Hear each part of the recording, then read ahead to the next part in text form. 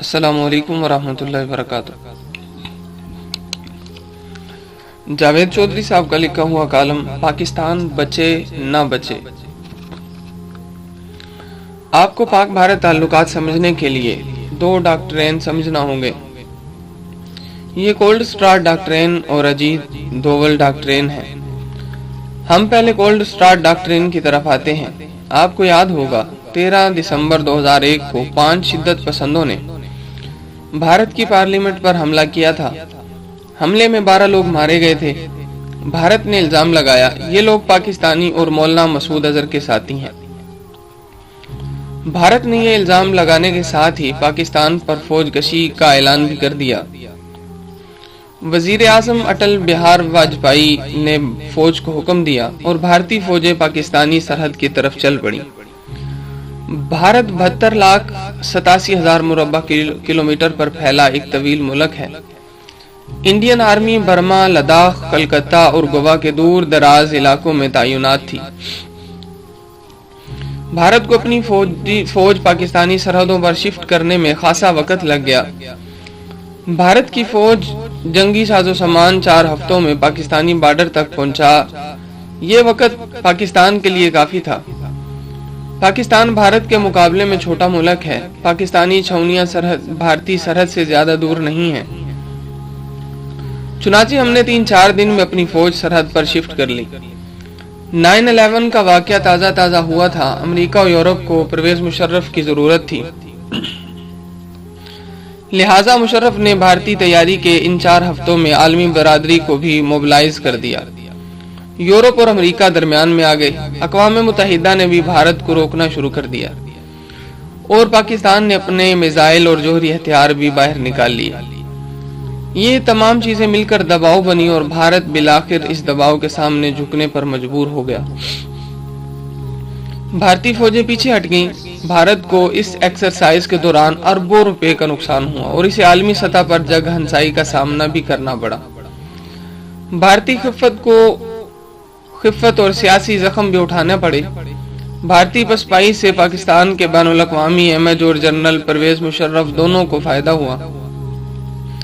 فوج کی اس ناکامی نے بھارت کو تیسرے آپشن پر مجبور کر دیا اور یہ تیسرا آپشن دوسری جنگ عظیم کے دوران جرمن فوج کے بلٹس کریگ اسٹریٹجی تھی۔ جرمن زبان میں بلٹس کریگ کا مطلب بجلی کی تیزی سے وار ہے۔ نازی فوج دوسری جنگی عظیم میں اتحادیوں اور روسی فوجوں پر بجلی کی طرح حملہ آور ہوتی تھی۔ جرمن اپنی آرٹلری، ٹینکوں، انفنٹری اور جنگی طیاروں کو اچانک موبلائز کرتے تھے اور دشمن کے جاگنے سے پہلے پورا شہر اڑا دیتے تھے۔ بھارت کے عسکری ماہرین نے بلٹس کریگ اسٹریٹجی پر کام کیا اور کولڈ سٹارٹ کے نام سے ایک ڈاکٹرین تیار کیا۔ یہ ڈاکٹرین پاکستان پر 24 گھنٹے میں اچانک اور خوفناک حملے پر مشتمل ہے۔ یہ حملہ زمینی اور فضائی ہوگا اور بھارتی فوج پاکستانی فوج کے سنبھلنے، جوہری ہتھیار باہر نکالنے اور عالمی برادری اور اقوام متحدہ سے رابطے سے پہلے آپریشن کر کے واپس چلی جائے گی، تاکہ جب پاکستان ری ایکٹ کرے تو دنیا کو بھارت کے بجائے پاکستان جارے نظر آئے۔ بھارت نے کولڈ سٹارٹ ڈاکٹرین پر عمل کرتے ہوئے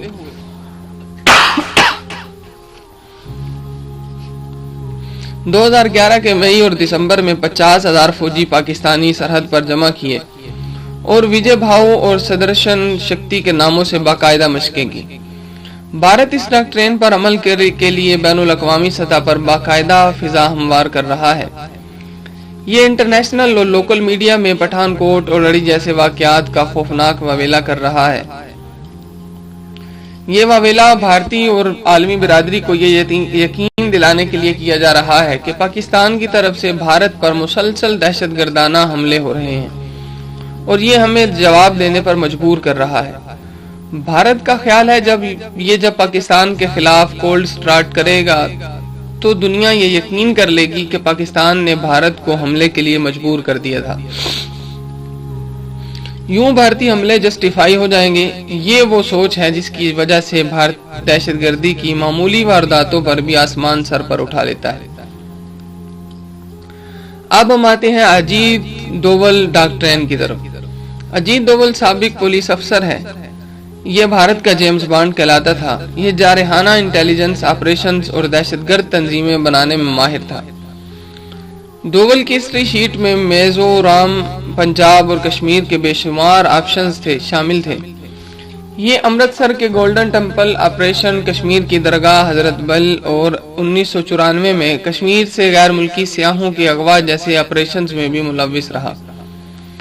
یہ 7 سال پاکستان میں بھی جاسوسی کرتا رہا۔ یہ پاکستان میں کام کرنے والی جہادی تنظیموں سے بھی واقف ہے۔ یہ کس قدر چالاک انسان ہے، آپ اس کا اندازہ 1980 کی دہائی میں اس کی کارروائیوں سے لگا لیجئے۔ یہ پاکستانی ایجنٹ بن کر گولڈن ٹیمپل میں داخل ہوا اور سکھوں کی تمام خفیہ معلومات حاصل کر لی۔ اجیت دوول پاکستان کے بارے میں خوفناک عزائم رکھتا ہے۔ یہ سمجھتا ہے کہ پاکستان کے ہاتھ میں جب تک ایٹم بم اور چین ہے، بھارت کے اس وقت تک پاکستان پر براہ راست حملہ نہیں کر سکے گا۔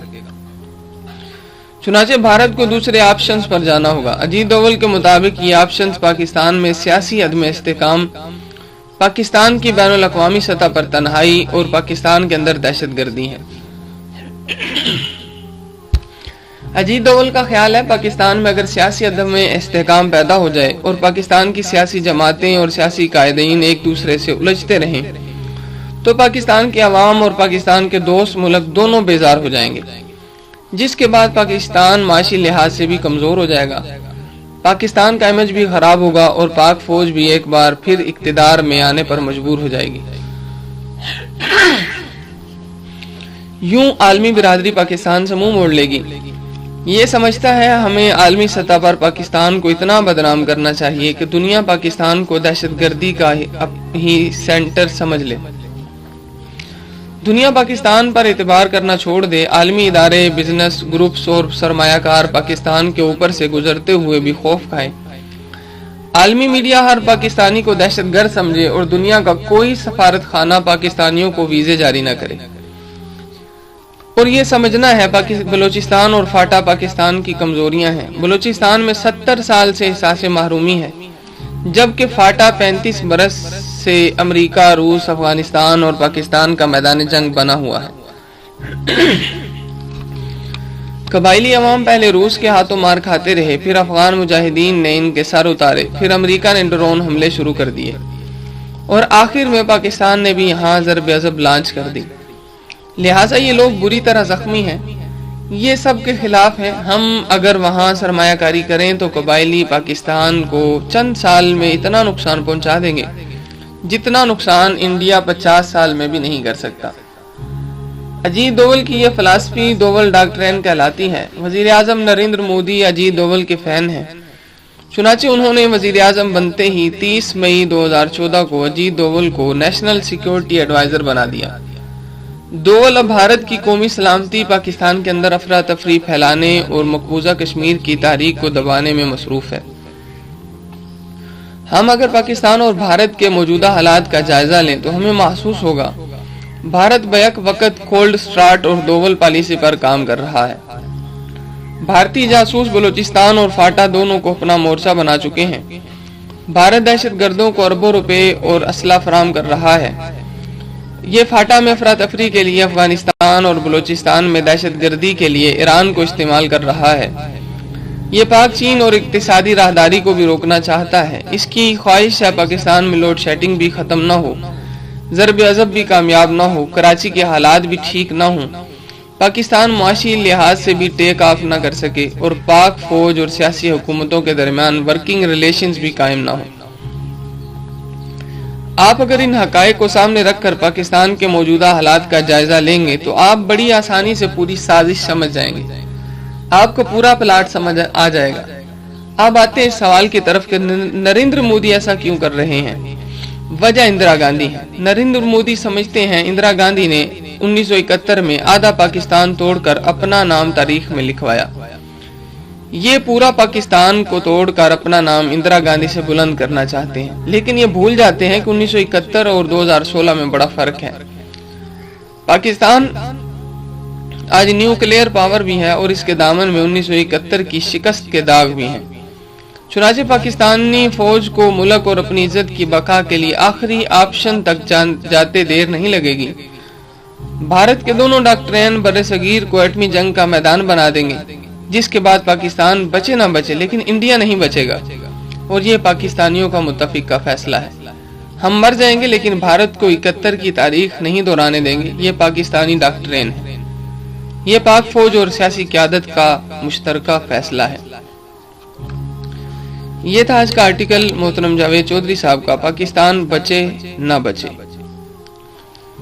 اگر آپ کو ہماری ویڈیوز پسند آ رہی ہیں انہیں لائک کیجئے، شیئر کیجئے، ہمارے چینل آرٹیکل وائس کو سبسکرائب کیجئے، ساتھ رہیے، ساتھ دیجئے۔ اسلام زندہ باد، پاکستان پائندہ۔